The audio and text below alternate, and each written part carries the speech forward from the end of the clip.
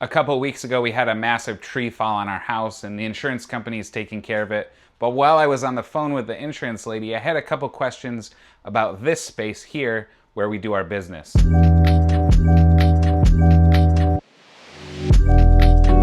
Because we're running a small business in our garage, this space is not covered under our home insurance policy, and unfortunately, our insurance company does not handle commercial policies. It turns out there's a huge difference between a home-based business and a small business.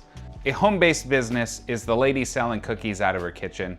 Nothing really crazy there, just the lady selling at the farmer's market. What we have is a structured business, an LLC, 3D Prints LLC, or soon to be doing business as Prints Fabrication. When it comes to the insurance company, they care really about two things: documentation, kind of declaration of what you're using this space for, and you need to disclose that. You can't just say, oh, this is my personal CNC router.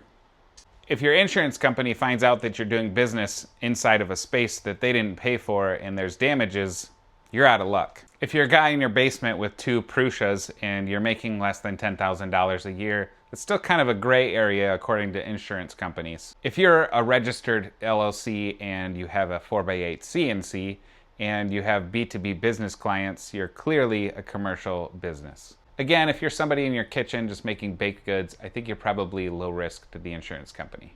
So here's kind of what the insurance company is thinking when they look at our shop. They're looking at fire risk for the equipment and materials. They're looking at equipment coverage and anybody getting hurt on this property. While we don't allow customers here, occasionally there's some that come and pick up things. So that insurance company is protecting themselves, not really necessarily screwing you. Our business was still pretty new about the time we bought this house. Otherwise, I probably should have told the insurance company, hey, I'm doing business in this space. I'm going to get insurance elsewhere. If anything, I would just call your insurance company and ask, because you need to find out what's included and what's excluded. An interesting thing too that I found out is that if you want to sell on Amazon, you also have to have general liability with an umbrella policy of about $1 million. Depends on how much you sell per year, so I would look into that as well.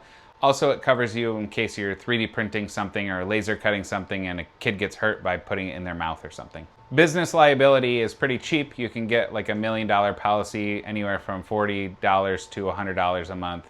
Many makers don't really know about business liability add-ons to their current policies, but it might be an option and it's cheaper than going full commercial.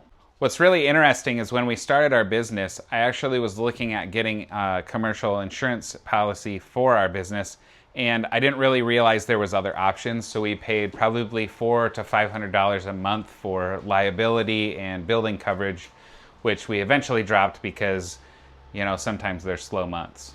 My buddy Sam over at Samcraft told us to look into Next Insurance, which I actually forgot that I already purchased last year when we dropped our liability policy. So today I actually got on the Next website and logged into our policy, and I added the building coverage along with the equipment, so this building is covered up to $35,000. Next Insurance specializes in small businesses like ours, so we can have coverage and not go broke paying for it. Again, I'm not sponsored by them, but if you're in this boat, I would highly suggest taking a look.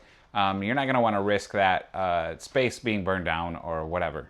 If our equipment all of a sudden goes bad because of a power surge, it's all covered on that policy. It's something you can look into as well.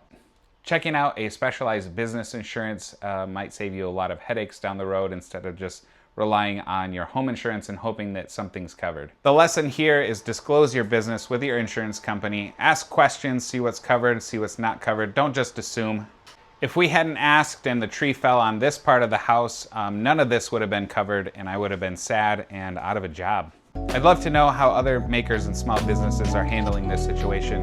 If you've kind of dealt with something like this in the past with your business, put a comment down below and I'd love to hear kind of a discussion there.